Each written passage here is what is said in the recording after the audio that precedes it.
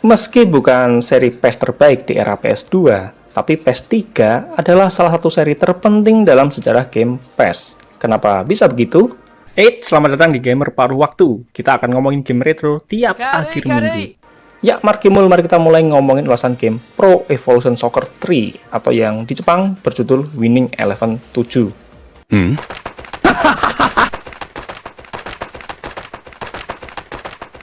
Menyusul kesuksesan seri sebelumnya, Konami merilis game Winning Eleven 7 di Jepang pada Agustus 2003. Disusul kemudian versi globalnya yaitu Pro Evolution Soccer 3 pada Oktober 2003. Menyusul kemudian versi Imirikinya yang berjudul Winning Eleven 7 Internasional pada awal tahun 2004.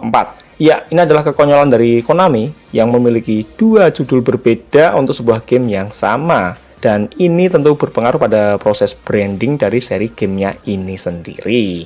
Game Pro Evolution Soccer 3 dikembangkan oleh Konami Computer Entertainment Tokyo dengan Shibes atau Shingo Takatsuka masih menjadi lead developernya. Beliau ini adalah sosok penting yang terlibat sejak seri International Superstar Soccer di Super Nintendo sampai PES 2017. Untuk pertama kalinya juga, Konami merilis game PES 3 ini ke PC. Dan saya masih ingat betapa hebringnya saya saat menemukan CD game PES 3 ini di rentalan. Ya, nggak nyangka akhirnya seri PES dirilis di PC. Gamenya juga termasuk ringan untuk standar PC pada masa itu, di mana saya dulu bisa memainkan game PES 3 versi PC ini dengan mulus pada PC berspesifikasi AMD Athlon XP 1700, RAM 256MB, dan VGA GeForce 4 MX. Iya, yang versi MX yang sering diplesetkan menjadi murah sangat. Tentunya hal ini sangat membantu menghemat pengeluaran saya kala itu, karena akhirnya saya bisa main di kos-kosan tanpa perlu main per jam di rental PS2. Yang waktu itu kalau tidak salah harga per jamnya masih Rp3.500. Itu sudah bisa dapat satu kali makan kalau di Jogja, meskipun dengan menu yang sederhana. Sederhana menunya, bukan di rumah makan sederhana yang harganya tidaklah sesederhana namanya.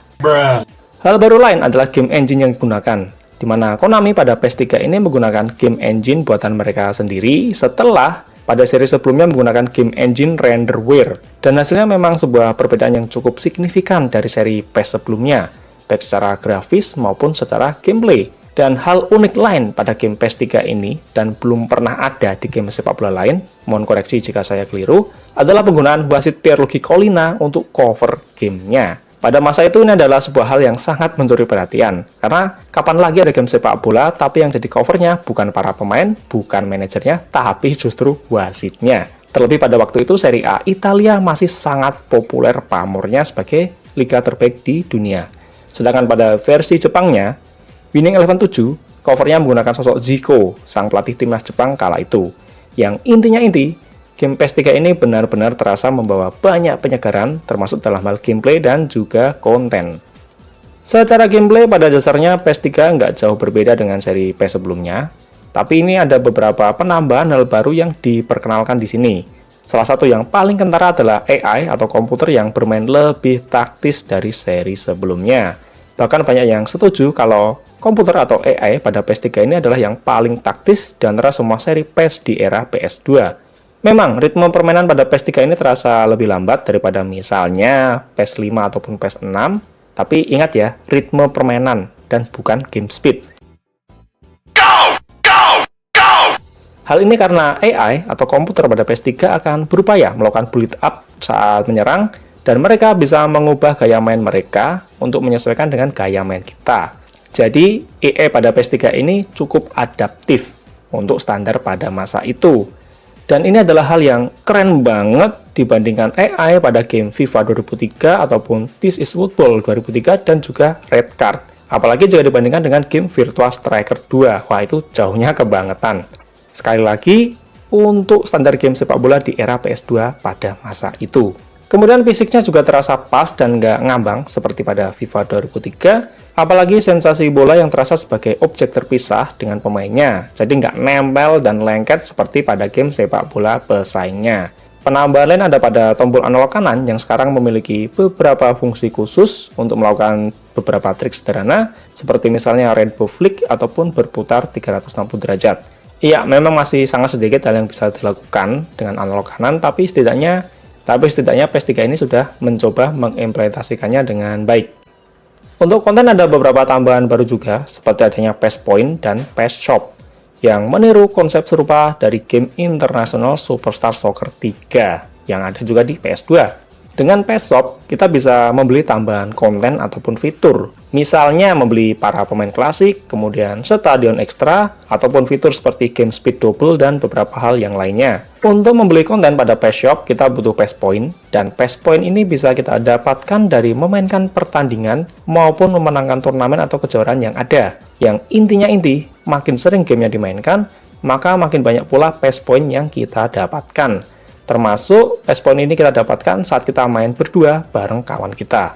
Kemudian ada juga tambahan jumlah peserta Master League, dan yang terpenting di PS3 ini mulai memperkenalkan liga regional yang berbeda. Dengan total ada 4 liga regional divisi 1 dan sebuah divisi 2. Dengan kita akan mulai seperti biasa dari divisi 2, lalu setelah promosi kita bisa memilih mau naik ke liga regional divisi 1 yang mana.